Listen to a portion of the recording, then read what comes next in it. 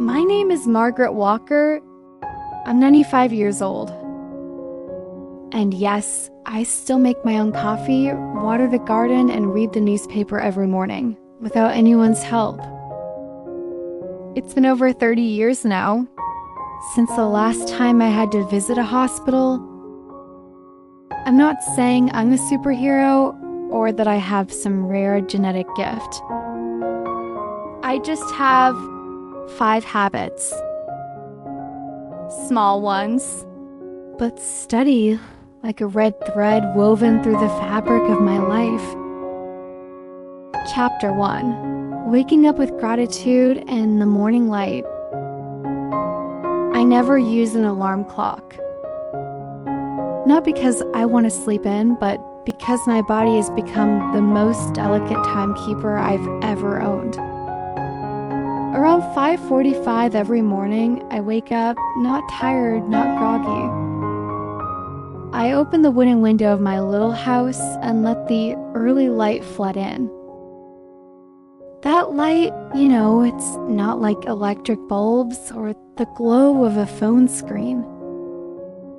It's natural light, gentle, like a mother's hand brushing your cheek to wake you up. I make myself a cup of ginger tea, and I just sit there for the first 5 minutes of the day, doing nothing. I don't turn on the TV, I don't check the news, I don't touch the phone. I just breathe. Every morning I quietly tell myself, thank you for still being alive today, for still smelling the tea, for still hearing the birds. Thank you, legs, though weak, you still carry me. Thank you, hands, though slightly shaky, you still hold the cup without spilling. Many people think health starts in the body. I believe it starts in the mind. Gratitude each morning helps me tune my emotions before the world even has a chance to shake them. When you start your day with gratitude, you get angry less about broken cups, sudden rain, or someone who annoys you. And when you're calmer, your blood pressure steadies, your heart relaxes, and even your immune system stands taller.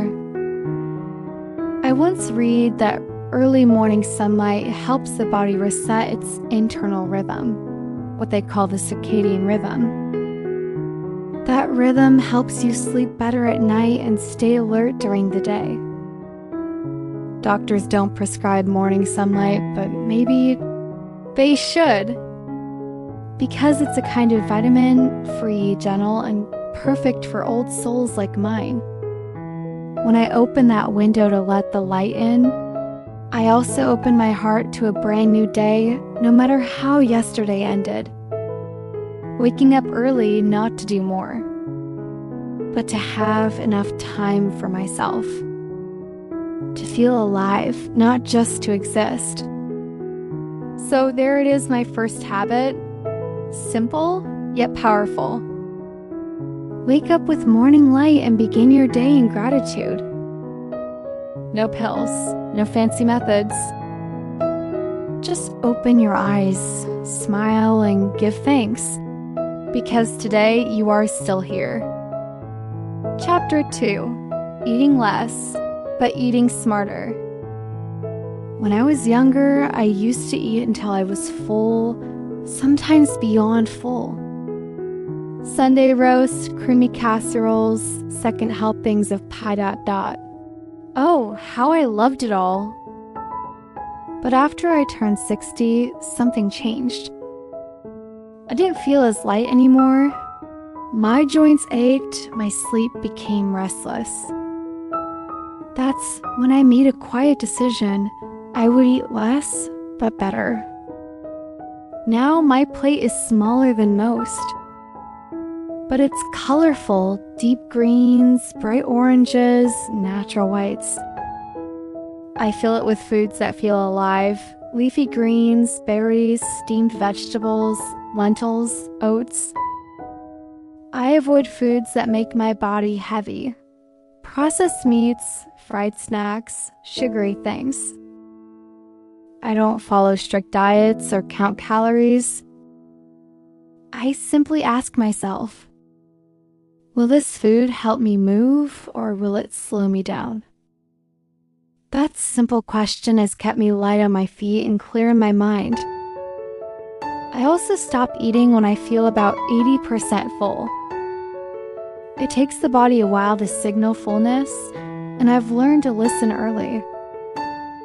Some days that means leaving a bite or two on the plate, and that's okay. Food to me is medicine. It should give you strength, not steal it. And the older I get, the more I see this truth. It's not how much you eat, it's what you choose to eat. So yes, my habit number 2. Eat less, but eat with wisdom. Your body is your oldest friend. Feed it like you care. Chapter 3. Move every day, no matter how small. I don't go to the gym. I don't lift weights. But I move every single day. Some days I take a walk around the block. Other days it's just stretching in the kitchen while I wait for the kettle to boil. My grandmother used to say, still water grows stale, but flowing water stays clean.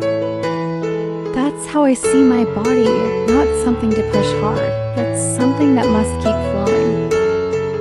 Movement keeps my joints from stiffening, my heart from weakening, my spirit from sinking. Even on cold days, when my bones feel like old wood, I still get up and walk a few slow laps around the living room. My rule is simple. If I can move, even a little, I will. You see, movement doesn't just keep the muscles alive. It keeps the mind sharp. When I walk, I observe the color of the sky, the sound of birds, the feeling of gravel under my shoes. That too is medicine.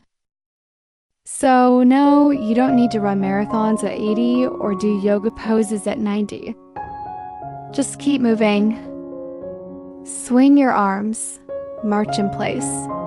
Dance a little to your favorite song. Let your body remember, I am still here. I still belong to life. That's habit number 3. Don't sit still too long. Even gentle movement keeps the years from sticking to your bones. Chapter 4. Protecting my peace. Why I stopped arguing. I used to love a good debate. I'd argue about politics, family decisions, even how to slice a tomato. But somewhere in my 70s, I realized something. Arguing never made me healthier. It only made me tired. It would tighten my chest, raise my voice, and cloud my mind for hours. After a heated conversation, I didn't feel wiser, just drained. So I made another quiet decision. I would stop arguing. That doesn't mean I stopped having opinions. I still believe in things deeply, but now I choose where my energy goes. If someone disagrees, I let them. If a conversation starts to feel heavy, I quietly exit. Peace, I've learned, is not something you find.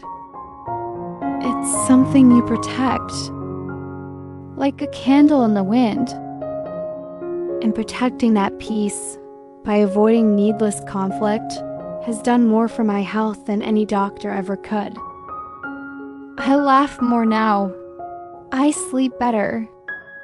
And most of all, I feel lighter inside. No grudges, no regrets, no energy wasted on battles that don't matter. So here's my 4th habit. Guard your peace like it's gold, because in old age it is. Chapter 5. Stay curious. the habit that kept my mind young. I've always loved to learn. As a young girl, I would read anything I could get my hands on, from novels to encyclopedias. And as I grew older, that curiosity never faded. In fact, it only grew stronger. I started learning about things I never imagined. How the brain works, how plants communicate, how the world is changing. It's never too late to ask questions, to explore new ideas, or to try something you've never done before. I learned how to use a computer in my 80s, and I even have a little blog where I share stories and thoughts. I watch documentaries, listen to podcasts, and read articles on subjects I never thought would interest me. Why? Because staying curious is the key to staying young. A curious mind keeps you sharp. It forces you to keep thinking, keep learning, keep growing. And when your mind stays active, your body follows. I don't feel like I'm 95 because I never stopped wondering, never stopped asking, never stopped growing. So here's my final habit. Stay curious, always. Never stop learning. Because the moment you stop exploring, you start growing old. Thank you for watching and listening to my grandmother's story. If this touched your heart, please consider subscribing to the channel. Share it with a friend, leave a comment, or just take a moment to breathe and reflect. Until next time, stay well, stay kind, and keep living with intention.